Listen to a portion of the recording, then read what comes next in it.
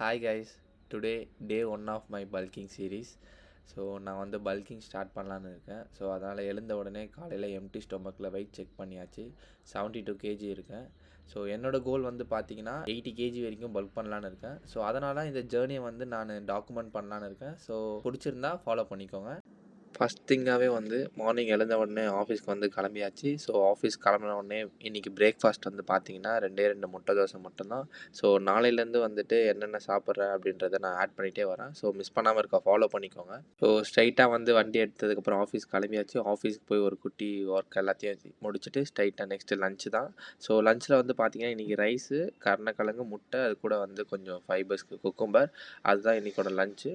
So next வந்து ஆஃபீஸில் ஒர்க்லாம் முடிச்சுட்டு போனதுக்கப்புறம் வந்துட்டு ப்ரெட்டு சாப்பிட்லான்னு சொல்லிட்டு ப்ரீ ஒர்க் அவுட்டாக எடுத்தேன். பட் வீடியோ ரெகுலராக எடுக்காத காரணத்தினால் வீடியோ எடுக்க மறந்துட்டேன். ஸோ அதனால் வந்து சாப்பிட்டு முடிச்சக்கப்புறம் அந்த வீடியோ எடுத்து உங்களுக்கு வச்சுருக்கேன். ப்ரீ ஒர்க் அவுட்டாக பார்த்தீங்கன்னா பிரெட், அது கூட வந்து பீனட் பட்டர் வந்துட்டு வச்சுட்டு நடுவில் பனானா ஸ்டஃப் பண்ணி சாப்பிட்டாச்சு. ஸோ அது சாப்பிட்டு முடிச்சக்கப்புறம் வந்து நம்ம கிரியேட்டின் கொஞ்சம் எடுத்துகிட்டு ஸ்ட்ரைட்டாக ஜிம்முக்கு கிளம்பியாச்சு. ஸோ ஸ்ட்ரைட்டாக ஜிம்முக்கு வந்தக்கப்புறம் ஒரு சின்ன வார்ம் அப்ஸ் எல்லாம் முடிச்சுட்டு நம்ம இன்றைக்கி ஒர்க் அவுட் வந்து என்னென்னு பார்த்தீங்கன்னா chest and shoulder work out தான். ஸோ என்னென்ன ஒர்க் அவுட்டுன்றது நான் வந்து கேப்ஷனில் கொடுக்குறேன். ஸோ உங்களுக்கு தேவை இருந்தால் நீங்கள் கேப்ஷன் செக் அவுட் பண்ணி பாருங்கள். ஸோ இன்றைக்கி ஃபஸ்ட்டு வந்து நம்ம ஸ்டார்ட் பண்ணது என்னென்னா, ஸ்டார்ட் பண்ணுறதுக்கு முன்னாடியே ஒரு ட்ரைனர் வந்து குட்டி இன்ட்ரோ கொடுத்துட்டு போயிட்டார். ஸோ அதுக்கப்புறம் நம்ம ஸ்டார்ட் பண்ணது என்னென்னா இன்க்ளைன் பெஞ்ச் ப்ரெஸ் தான்.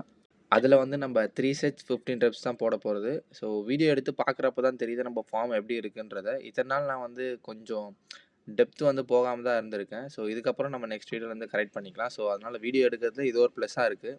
நீங்களும் சப்போஸ் ஃபார்ம் வந்து உங்களுக்கு தெரியலனா வீடியோ எடுத்து பார்த்து அதை நம்ம கரெக்ட் பண்ணிக்கலாம்.